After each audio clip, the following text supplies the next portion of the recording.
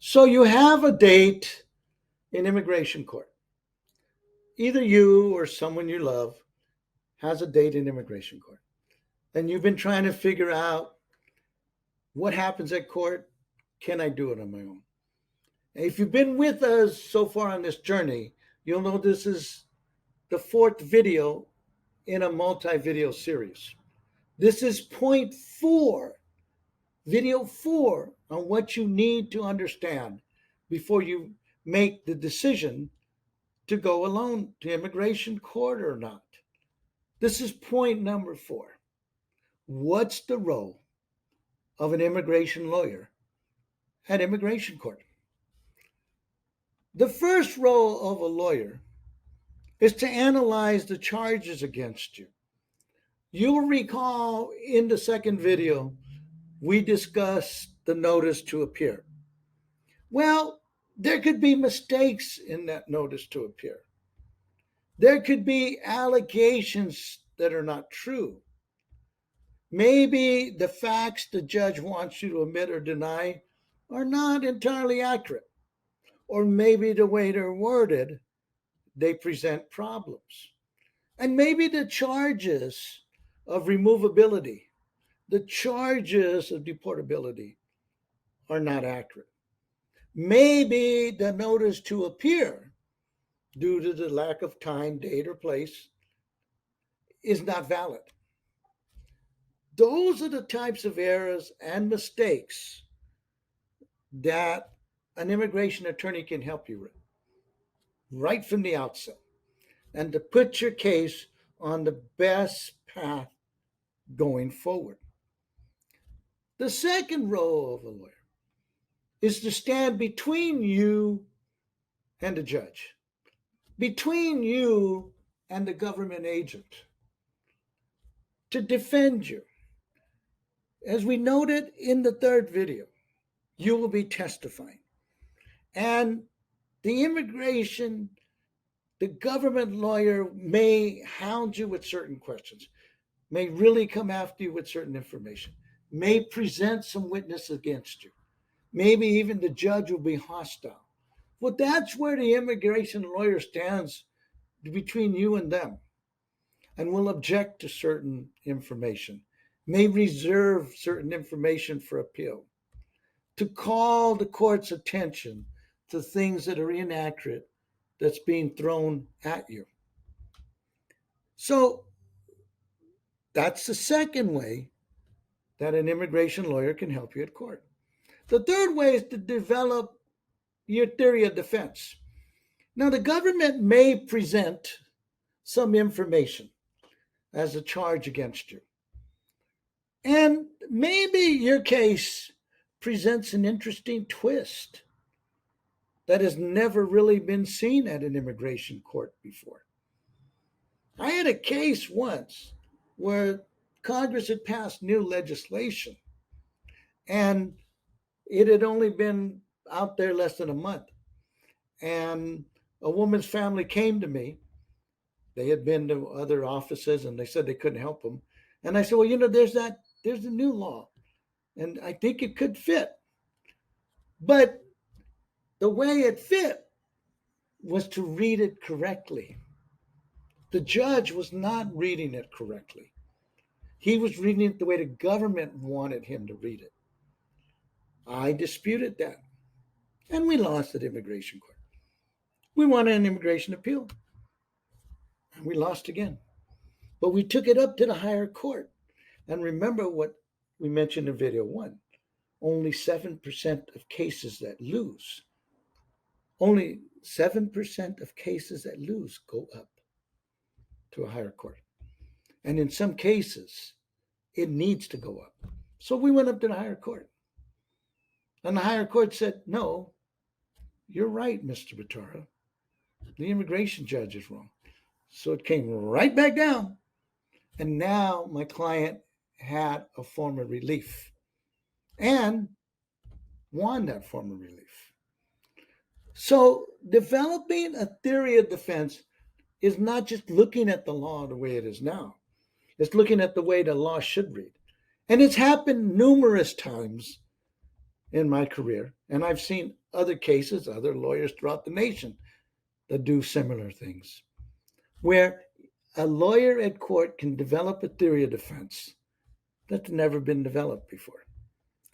The fourth way that an immigration lawyer can help you is obvious: represent you at your trial.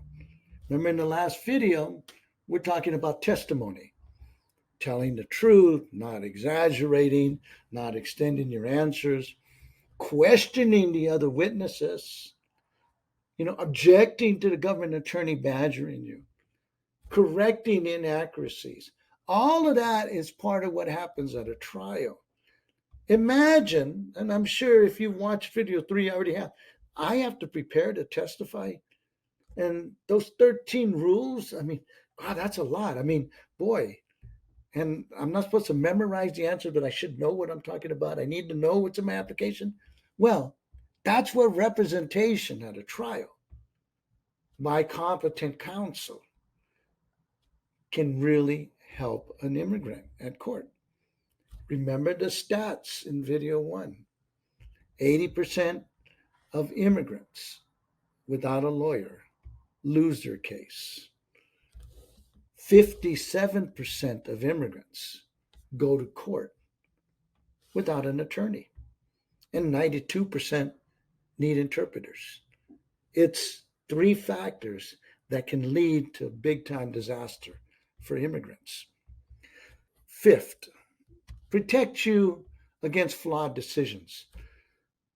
Like the woman in the case that I mentioned a moment ago, where the judge said, no, this new legislation is not to be read that way, that's not what it means. Well, that was a flawed decision. That was a flawed interpretation of the law. And I've had numerous instances where that occurs. And I've read cases where sometimes people come to me after, because I do a lot of appeals. That's after people lose. It's that 7%. And I see things that should have been challenged that maybe we can still challenge because the government wasn't doing something right. They were reading the rule wrong. The evidence they presented didn't mean what they said it meant. The judge, because they're rushed. Remember video 1. They've got over 2,700 cases per year. How can they possibly handle that when they only work 2,000 hours a year? So they're going to rush. And a lot of times they want immigrants to give them an offer of proof. Well, I know you got a witness, but rather than witness, tell me what they're going to say. That's not nearly as good as a person really testifying who can really get into it and who could answer the cross-examination. And it minimizes your chances of winning. But a lot of times individuals feel intimidated and they take that offer. And as a result, there's a flawed decision because certain information didn't come in. So you have to be really careful because you have to make sure that you time it on technical grounds very tightly because your appeal is going to rest on that. And an immigration lawyer can help you with that in ways that people untrained in the law simply can't. And I'm going to be frank about it. They can't because they don't see those issues. They don't know those issues. And last but not least, point number 6, an immigration lawyer is there to communicate with your family. Sometimes immigrants are stuck in detention center. They can't get out. Bond hasn't been granted.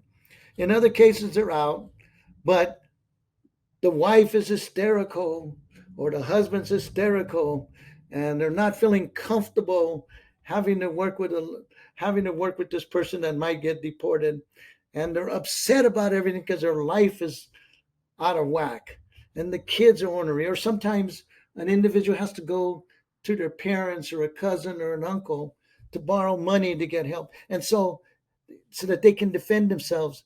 And these people are all giving them bits and pieces of information from things they've heard out in the street, from street lawyers, from someone who might have went to court in an entirely different matter, and they think that's good advice. And this person's all confused.